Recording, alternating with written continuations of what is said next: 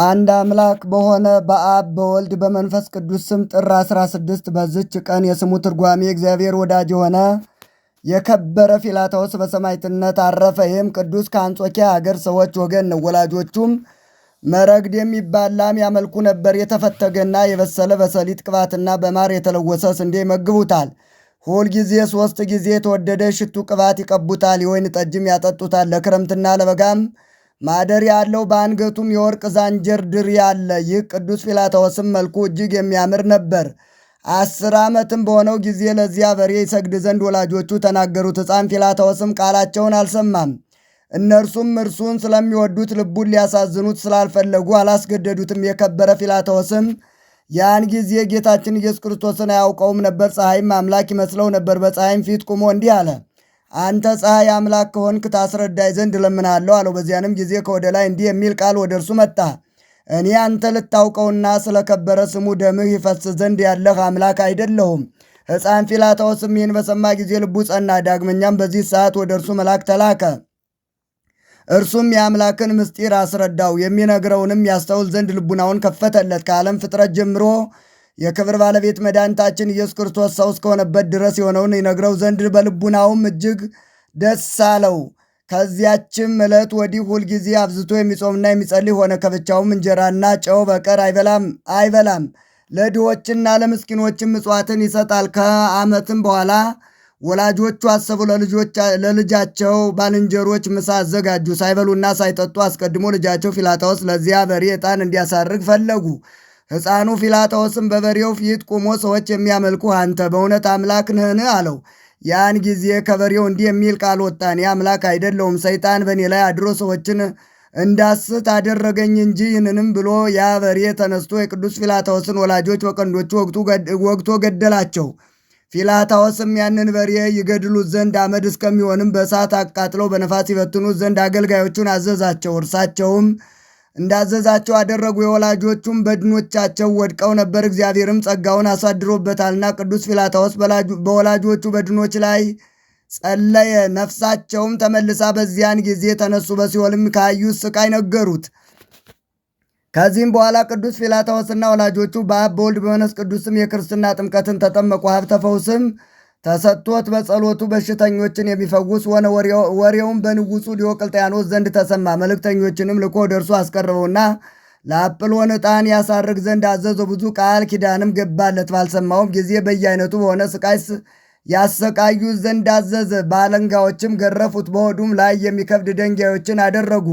እርሱ ግን በክብር ባለቤት ጌታችን ኢየሱስ ክርስቶስ ኃይል የጸና ነው። ከዚህም በኋላ ንጉሡንና የረከሱ አማልክቶቹን ሊረግማቸው ጀመረ። ንጉሡም አፉን ይመቱት ዘንድ ምላሱንም ይቆርጡ ጥርሶቹንም ይሰብሩ ዘንድ አዘዘ። ጌታችንም ያለ ጥፋት ጤነኛ አደረገው። ከዚህም በኋላ ንጉሡ ይሸነግለው ዘንድ መልካም ቃል ሊናገረው ጀመረ። የከበረ ፊላታዎስ ግን ሲዘብትበት ለጣዖቶቹ እንደሚሰዋ ቃል ገባለት። ንጉሡም እውነት ስለመሰለው ደስ አለው። አጵሎንንና አገልጋዮቹን ለጣዖት የሚገዙትን ሁሉንም እንዲያመጧቸው አዘዘ። ዳግመኛም በከተማው ውስጥ አዋጅ ነጋሪ ይዞር ዘንድ አዘዘ። እንዲህም እያለ ሁላችሁ አሕዛብ ኑ፣ ፊላታዎስ ለአማልክት ሲሰዋ ታዩ ዘንድ አሕዛብም ሁሉ ወደ ፍርድ አደባባይ ተሰበሰቡ። ጣዖታቱንም በጎዳና ውስጥ ሲያመጧቸው የከበረ ፊላታዎስ የክብር ባለቤት ጌታችን ኢየሱስ ክርስቶስን ጣዖታቱን እና አገልጋዮቻቸውን ጣዖት አምላኪዎችንም ሁሉ ምድር አፏን ከፍታ ትውጣቸው ዘንድ ለመነው። ዋጠቻቸውም። በአደባባዩም ውስጥ ታላቅ ጩኸትና ሽብር ሆነ። ይህንንም ድንቅ ሥራ አይተው ብዙዎች በክብር ባለቤት ጌታችን ኢየሱስ ክርስቶስ አመኑ። ንጉሡም ተቆጥቶ ራሳቸውን በሰይፍ እንዲቆርጡ አዘዘ። ቆረጧቸውም። የሰማዕትነት አክሊልንም ተቀብለው ወደ ዘላለም ሕይወት ገቡ። የከበረ ፊላታዎስንም ማሰቃየቱን ንጉሡ በሰለቸ ጊዜ ራሱን በሰይፍ ይቆርጡ ዘንድ አዘዘና ቆረጡት። የሰማዕትነት አክሊልንም በመንግሥተ ሰማያት ተቀበለ። ለእግዚአብሔር ምስጋና ይሁን። እኛንም በዚህ ሰማዕት ጸሎት ይማረን፣ በረከቱም ከእኛ ጋር ትኑር ለዘላለሙ አሜን። ሰላም ለፊላታዎስ መስዋዕተ አምላክ ደሙ ወመፍቀሪ እግዚ ትርጓሜ ስሙ ከመይኮነ ፈጣሪ እንበለ ፍጥረት ዳይሙ ፀሐይ ጋደ ነገሮ ለሰማይ በፍጽሙ ወዘያመልክዎ ላይም አቡ ወሙ። በዝችም ቀን የከበረ አባት ተጋዳይ የሆነ ጰላዲዮስ አረፈ። ይህም ቅዱስ ከዋሻው ሳይወጣ የሴቶችን ፊት ሳያይ 50 ዓመት ኖረ። ድንቆች ታምራቶችን የማድረግና የትንቢት መናገር ሀብት ተሰጠው። ዜናውን በቦታው ሁሉ ተሰማ። በምስር አገር አንድ ነጋዴ ነበር። ይነግድም ዘንድ በመርከብ ተጭኖ ሄደ። ማዕበልም ተነስቶበት ለመስጠም ደረሰ። በአባ ጰላዲዮስ ጸሎት ተማጽኛለሁ፣ ከሞት ከዳንኩ 100 የወርቅ ዲናር ለእርሱ እሰጣለሁ ብሎ ጮኸ። በዚያንም ጊዜ በመስቀሉ መርከቡን ሲቀዝፍ አባ ጰላዲዮስን አየው። ወደ ወደብም አደረሰው። ከዚህም በኋላ ወደ አገር ውስጥ በደረሰ ጊዜ ያ ነጋዴ ፈረስ ተከራይቶ ያንን 100 የወርቅ ዲናር ይዞ ወደ አባ ጰላዲዮስ ሄደ። በመሸም ጊዜ በአንዲት አገር በእንግዳ ማደሪያ ውስጥ አደረ። በዚያም ሞሪት የሚባል ሰው አግኝቶ በልቡ ያለውን ሁሉ ምስጢሩን ነገረው። ሞሪትም እኔ ቦታውን አውቀዋለሁና ወደ እርሱ አደርሳለሁ አለው። በማግስቱም ሁለቱም ወደ አባ ጰላዲዮስ ሄዱ። በደረሱም ጊዜ ሰላምታ ሰጡት።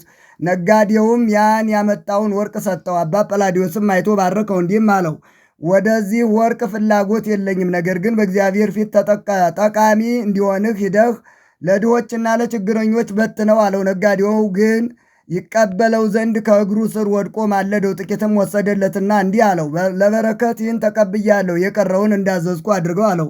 ነጋዴውም ወርቁን ይዞ ተመለሰ። ከተራራውም ወርዶ ከወንዝ ደረሰ። በዚያንም ጊዜ ሰይጣን በሞሪት ልብ አደረና ገንዘቡን ሊወስድ ወደደ። በአደገኝነትም በላዩ ተወርውሮ ገደለው። በሌሊትም በድኑን ተሸክሞ ወስዶ ከአባ ጰላዲዮስ ደጃፍ ጣለው።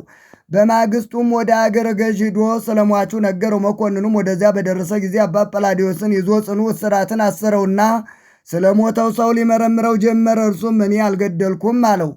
ወደ ሞተውም ቀርቦ ቃሬዛውን ይዞ ረጅም ጸሎትን ጸለየ። በድን ሆይ ማን እንደገደለ ተነስተህ ትናገር ዘንድ በእግዚአብሔር ስም አዝዣለሁ አለው። ወዲያውኑ የሞተው ተነስቶ ስለ ገንዘቡ ሞሪት እንደገደለው ተናገረ። መኮንኑም ይህን ድንቅ ተአምር ባየ ጊዜ ደነገጠ። ለአባ ጰላዲዮስም ሰገደለት። በላዩም ክፉ ስላደረገ ተጸጸተ። ሞሪትንም ሊገድለው ወደደ። አባ ጰላዲዮስም አስተወው። ከዚህም ከብዙ ተጋድሎም በኋላ እግዚአብሔርን ደስ አሰኝቶ አገልግሎ በመልካም ሽምግልና አረፈ። ለእግዚአብሔር ምስጋና ይሁን፣ እኛንም በዚህ ጻድቅ ጸሎት ይማረን፣ በረከቱም ከእኛ ጋር ትኑር ለዘላለሙ አሜን። ሰላም ለጰላዲ ወስጉሰ መከራ ወህማም አመሐሰው ላዕሌሁ ብእስ የሥጋ ወደም በኃይለ ጸሎቱ ቅድስት እስከ ተንሳ ንጉም ሱታፌ ምግባሩ ወላይ ከዚያሁ ድኩም ለቴዎድሮስ ረዱ ሰላም ሰላም። በዝችም ቀን የቅዱስ ፊላታዎስ ማኅበር የሆኑ 10,503 መኳንንቶች በሰማዕትነት ሞት፣ በረከታቸውም ከእኛ ጋር ትኑር ለእግዚአብሔርም ምስጋና ይሁን አሜን። በዝችም ዕለት ደግሞ የቅዱስ ቂርቆስ ማኅበር የሆኑ 11,004 ሰራዊት በሰማዕትነት ሞት፣ በረከታቸውም ከእኛ ጋር ትኑር ለእግዚአብሔር ምስጋና ይሁን አሜን። ሰላም እብል ዘምስለ ቂርቆስ ሰማዕታተ እልፈ ወአርባዕተ ወአሰርተ ምእተ ዛኮ እለ ሞቱ ሰናየ ሞተ ኃጥአን እለ ዘረውዎሙ ዝርወተ ከመይዘርው ተኩላት መርኤተ ሰላም ለእልፍ ወአምስቱ ምእት ሰራዊት ወለሰለስቱ መኳንንት ማኅበራኒሁ ለኄር ፊላታዎስ ሰማዕት እስመ ጸር ኀቤክሙ አመሳ ሁረት እጽብት ከመትቁሙኒ በይቲ ፍኖት። በዝችም ዕለት የእስክንድርያ አገር ሊቀ ጳጳሳት የከበረ አባ ዮሐንስ አረፈ። እርሱም ለአባቶች ሊቃነ ጳጳሳት 48ኛ ነው። ይህ አባት ከታናሽነቱ በአስቄጥስ ገዳም በአባ መቃርስ ቤተ ክርስቲያን ውስጥ መንኩሶ ፍጹም ተጋድሎን ተጋደለ። በጾም በጸሎት በመትጋት የተጠመደ ሆነ። በእግዚአብሔርም ተመርጦ በሰማዕቱ ቅዱስ ሚናስ ቤተ ክርስቲያን ሊቀ ጳጳሳት አባ ሚካኤል ቅስና ሾመው። የቤተ ክርስቲያኑንም ገንዘብ ሁሉ ምድሩንም በውስጧ የሚገባውን መባና ስዕላቱንም አስረክቡት። መልካም አስተዳደርንም አስተዳደር። በሰላም በፍቅር አገለገለ። ከእርሱ አስቀድሞ የነበረ ሊቀ ጳጳሳት አባ ሚናስ ባረፈ ጊዜ የሚሾሙትን ሊቀ ጳጳሳት ይመርጡ ዘንድ ኤጲስቆጶሳቱና መምህራኑ ተሰበሰቡ። ብዙዎችንም መርጠው ስማቸውን በክርታት ጻፉ። አንድ ጻድቅ ሰውም በሰማዕት ቅዱስ ሚናስ ቤተ ክርስቲያን የተሾመውን ቀሲስ ዮሐንስን ለምን ረሳችሁት? አላቸው። ሁሉም በእውነት እርሱ ለዚች ሹመት የተገባ ነው አሉ። ከዚህም በኋላ ስሙን በክርታት ጽፈው ከነዚያ ጋር ቀላቀሉት። በመሰዊያ ላይ አድርገው 3 ቀኖች ሲጸልዩና ሲቀድሱ ኖሩ። ከዚህም በኋላ ሕፃን አምጥተው አንዷን ክርታስ እንዲያነሳ አዘዙትና በውስጧ የዚህ ቅዱስ ስም ያለበትን አነሳ። አይተውም መልሰው ከክርታሶች ጋር ቀላቀሏት። ሌላ ሕፃንም አመጡና እርሱም ያችን ክርታስ ደግሞ አነሳት። አይተውም እንደ ቀድሞው መልሰው ቀላቀሏት። 3ኛም ሕፃን አመጡ። እርሱ የዚህ አባት ዮሐንስ ስም ያለበትን ያችን ክርታስ አነሳ። እግዚአብሔርም እንደመረጠው ተረዱ። ከዚህም በኋላ ያለ ውዴታው ይዘው በእስክንድርያ አገር ላይ ሊቀ ጵጵስና ሾሙት። በተሾመም ጊዜ እንደ ሐዋርያት አጠባበቅ መንጋዎቹን ጠበቀ። ወደ እግዚአብሔርም የሚያደርሱ መጻሕፍቶችን ያነቡላቸው ነበር። በበጎ ሥራውና በቀናች ሃይማኖት የሚያጸናቸው ሆነ። ችግር ላለው ላለበት ሰው ሁሉ አብዝቶ የሚራራና የሚመጸውት ሆነ። በዘመኑም አንድ መስፈሪያ ስንዴ ዋጋው 2 የወርቅ ዲናር እስኪሆን በግብፅ አገር ታላቅ ረሃብ ሆነ። ድሆችና ችግረኞችን ከሕዝቡም ሁሉ ብዙዎቹ ወደ ቤቱ ደጃፍ ይሰበሰቡ ነበር። ረዳቱ ማርቆስንም በአብያተ ክርስቲያናት ገንዘብ ላይ ሁሉ ሾመው። ጌታችንም ከሰዎች ላይ ቁጣውን እስካራቀ ድረስ ለችግረኞች ሁሉ በጧትና በማታ የሚሰጣቸው ሆነ። ስለዚህም ይህ አባት ዮሐንስ ማሪ ተብሎ ተጠራ። ከዚህም በኋላ ይህ አባት አብያተ ክርስቲያናትን ሠራ፣ በጌጥ ሁሉ አስጌጣቸው። ረፍቱን በቀረበ ጊዜ ለካህናቱ የሚያርፍበትን ቀን ነገራቸው። እንዲህም አላቸው፣ እኔ ጥር 16 ቀን ተወለድኩ። በዝችም ቀን ሊቀ ጵጵስና ተሾምኩ። ደግሞ በዝች ቀን አርፋለሁ። ይህንንም ሲላቸው ኤጲስቆጶሳቱ አለቀሱና አባታችን ሆይ ከአንተ በኋላ ሊቀ ጵጵስና የሚሾም ማን ነው አሉት። እርሱም ረዳቴ ቀሲስ ማርቆስ ነው፣ የክብር ባለቤት ጌታችን ለዝች ሹመት መርጦታልና አላቸው። በሹመቱ 23 ዓመት ከኖረ በኋላ ጥር 16 ቀን አረፈ። በዘመኑም በእስክንድርያ ሊቀ ጵጵስና በግፍ የተሾመው ዳዊት ሞተ። ዳግመኛም ከእርሱ አስቀድሞ የነበረ በእስር ቤት 10 ዓመት ከኖረ በኋላ ሌላ ጊዮርጊስ የተባለ ተሾመ። ይህም አባት አባ ዮሐንስ በተሾመ ጊዜ ስለ ቀናች ሃይማኖት መልእክትን ጻፈ። ጊዮርጊስም ባረፈ ጊዜ በእርሱ ፈንታ ስሙ ኪራኮስ የሚባል ጻድቅ ሰው ተሾመ። መልእክትንም ጽፎ ወደ አባ ዮሐንስ ላከ። እርሱም ደስ ተሰኘበት። የመልእክቱንም መልስ ጽፎ ላከለት። ለእግዚአብሔርም ምስጋና ይሁን። እኛንም በዚህ አባት ጸሎት ይማረን፣ በረከቱም ከእኛ ጋር ትኑር ለዘላለሙ አሜን። ሰላም እብል ለዮሐንስ ከሳቲ ምስጢረ ዕለት ዘትመጽ በቅድመ ጉባኤ አሃቲ እንዘ ይብል ሰዓተ ሞቴ በእንታክቲ ወተወለድኩ አንሰ በዕለት ዛቲ ወባትርያርከ ተሰየምኩ ባቲ። በዝችም ዕለት አንድ ከሚባል አገር የሶርያ ሰው ሊቅ ዳንኤል አረፈ። የዚህም ቅዱስ አባቱ በወርቅና በብር ባለጸጋ የሆነ ነው።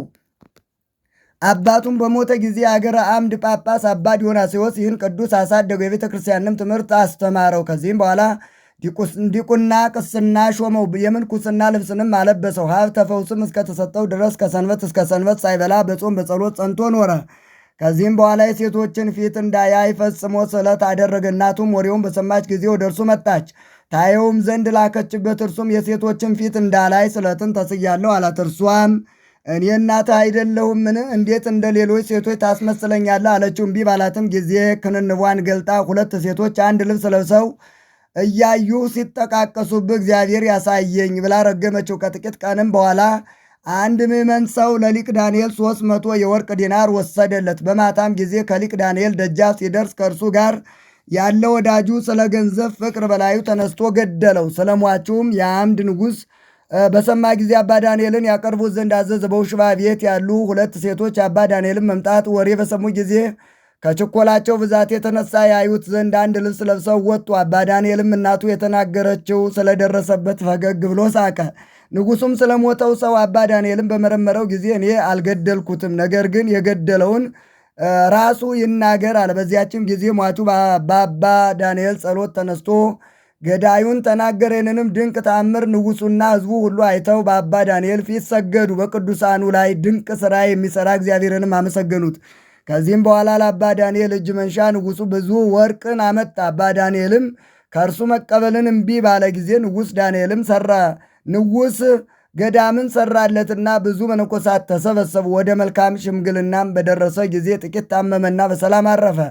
በረከቱም ከእኛ ጋር ትኑር። ለእግዚአብሔርም ምስጋና ይሁን። ሰላም ለዳንኤል እንተበጻ ብጽአተ ከመይረ ያነስተ አመ ንጉሥ አምደ ሃዞ እንዘይሰም ውዴተ ዜና ቀታሊሁ ከመይንግር ክሱተ በኃይለ ጸሎቱ አንሳ ብእሴ ምውታ ዛቅረብኩ ማይሌት አዘኪሬ አይላፈ ምለተ ጸምዱ ከዘልፈ ለላ ነብብ ተወከፍ ዘንዴተ የመጽሐፈ እንተረሳይ ከግዚኦ ጸሪቀ መበለቱ ኩፈ እምላቡ በውላን ዘተርፈ ነቢያ ቅዱሳን ዋርያት ሰባካን ሰማዕት ወጻድቃን ደናግል ወደ አዲ ወመነኮሳት የራን ባርኮ ጉባኤ ዛቲ መካን እስከ አረጋዊ ለይቆምኑ ሕፃን ለዘጻፎ በክርታስ ወለዛ ጻፎን ዘይደርስ ለዛ አንበቦ ወለዘተርጎሞ በልሳን አዲስ ወለዘሰማ ቃሎ በእዝነ መንፈስ በጸሎተሙ ማርያም አራቄተ ኩሉም ባይ ስፉር የማረን ኢየሱስ ክርስቶስ ሰላም ለክሙ ጻድቃን ወሰማዕት እላይረፍቅሙ በዛቲ ዕለት መዋያን ዓለም አንትሙ በብዙ ትዕግሥት ሰአሉ ቅድመ ፈጣሪ በኩሉ ሰዓት እንበለ ንስሐ ኪያነ ኢይንሣ ሞት ሰላም ለክሙ ጻድቃነ ዛቲ ዕለት ኩልክሙ እድ አንስት በባስማቲክሙ ቅዱሳነ ሰማይ ወምድር ማይበረ ሥላሴ አንትሙ ትዝክሩነ በጸሎትክሙ በእንተ ማርያም እሙ ተማይጸን ለክርስቶስ በሥጋው በደሙ እግዚኦ ኩነኔ ከአብ ወለንጉሥ ጽርቀ ከሊል ወልደ ንጉሥ አግር ጸራት አይተገር ያህል አገሪትን ኢትዮጵያ ለመካነነ ደብረ ቤት የለ ዓለም ዓለም አሜን።